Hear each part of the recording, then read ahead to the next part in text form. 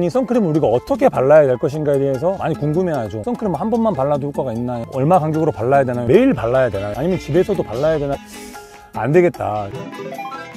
안녕하십니까, NLB의 최도영입니다. 저희가 항상 이제 진료실이나 병원에서 촬영을 하다가 이 바다가 보이는 곳에서 이제 이번 주말에 좀 이른 여름 휴가를 왔는데, 이런 해변이나 태양의 자연광선들이 좀 노출이 많아질 시기에 필수적으로 우리가 바르게 되는 선크림에 대한 이야기가 나왔습니다. 근데 다들 이야기를 들어보니까 실제 선크림에 대해서 가장 기초적인 상식을 모르고 그냥 바르고 있는 걸 좀 보고 나서 안 되겠다. 가장 중요하지만 이제 놓치고 있는 부분들이 많다고 이제 생각됐기 때문에 한번 오늘 이제 짧은 우리 피부 상식을 전해줄 수 있는 이 양양에서 만들어 보도록 하겠습니다.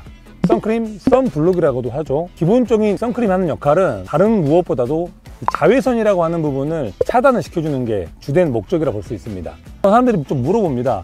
선크림 효과 있습니까? 바르고 있는데 효과가 있는지 없는지 모르겠다라고 하시는 분이 있지만은 결론부터 설명드리자면 당연히 효과 있죠. 선크림 같은 경우는 피부에 막을 씌워주는 방식과 아니면 피부에 흡수시켜서 자외선을 흡수되는 걸 막아주는 두 가지 방식이 있는데, 이 두 가지 방식을 이용해서 일단은 피부층으로 들어오는 자외선을 차단시켜주는 역할을 하기 때문에 무조건 효과는 있다고 볼 수 있습니다. 결국 그러면서 과연 이 선크림을 우리가 어떻게 발라야 될 것인가에 대해서 많이 궁금해하죠. 선크림 한 번만 발라도 효과가 있나요? 얼마 간격으로 발라야 되나요? 이런 걸 여쭤보시는데, 물론 한 번만 발라도 당연히 효과는 있죠. 허나 이제 SPF 지수나 PA 지수 같은 경우는 우리가 감안해서 이 선크림을 주기적으로 이렇게 덧발라주면서 선크림의 농도를 유지해야 되기 때문에 한 번보다는 이제 여러 차례를 바르는 걸 추천해 드립니다.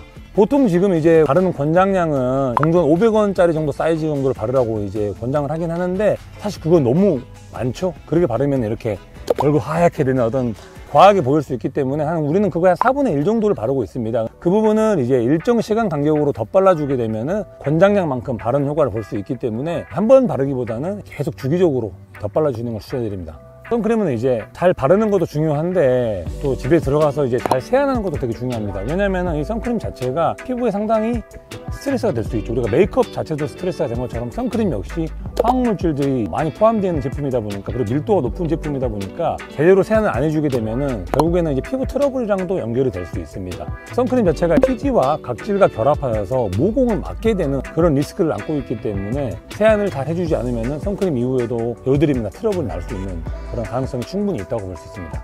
그리고 선크림이 가장 큰 효과를 낼 수 있는 부분은 결국에는 이제 자외선을 차단함으로써 피부 노화를 방지할 수 있는 게 아주 큰 역할을 한다고 보실 수 있습니다. 자외선은 피부층으로 들어오게 되면은 이 활성산소라고 해서 노화를 유발하는 이 라디칼 물질을 발생시키는데, 선크림을 바르게 되면은 확실히 이 활성산소의 생성 정도를 많이 떨어뜨려 줄 수 있기 때문에 피부가 노화되는 속도를 충분히 이제 늦춰주는데 영향을 미칠 수 있죠. 선크림을 우리가 이제 매일 발라야 되나, 아니면 집에서도 발라야 되나라고 하는 가장 기본적인 궁금증이 있을 수 있는데, 형광등에도 자외선이 나오기 때문에 선크림 발라야 되지 않나 라는 생각을 할 수도 있지만은, 사실상 베네핏을 비교해 보는 거죠. 형광등에서 나오는 자외선은 극소량인데다가 거리가 좀 있다 보니까는 피부에 영향을 미치는 정도의 자외선이라고 보기 힘들어요. 너무 예민하신 사람들은 바를 수 있지만, 사실 아까 말씀드린 것처럼 선크림 바르는 것 자체도 이 피부에는 좀 스트레스를 줄 수 있는 부분이 있기 때문에, 그런 부분을 고려한다면은 형광등에서 나오는 자외선을 보호하기 위해서 선크림을 바르는 거는 굳이 큰 이득은 있지 않다라고 볼 수 있고요. 바로 이어서 이제 드릴 말씀이 SPF, PA. 우리가 선크림 보면 나와 있죠, 여기도. 여기도 SPF 50 플러스 PA 플러스 4. 여기도 SPF 50 PA 플러스 4. 결국 이 SPF나 PA가 의미하는 거는 높을수록 선크림이 지속되는 지속 시간이 좀 길어지는 겁니다. 우리가 이제 선크림을 계속 덧발라주는 간격을 좀 이렇게 늘릴 수 있는 거죠.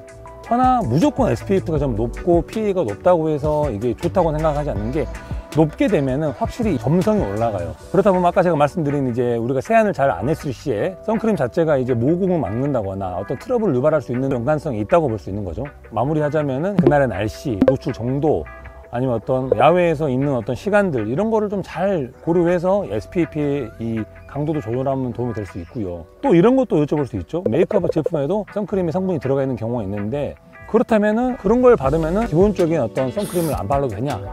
또 그건 아니죠. 거기에는 이제 소량이 섞여 있는 정도고, 메이크업을 진행할 때 이제 베이스에 같이 우리가 선크림을 바르고 진행을 한 다음에, 메이크업을 한 이후에 선크림을 덧바르기 힘들기 때문에 화장을 고치면서 계속 어느 정도 이제 추가로 바르는 거는 화장품에 있는 선크림의 성분이 충분히 할 수 있다라고 저는 설명을 드릴 수 있을 것 같습니다.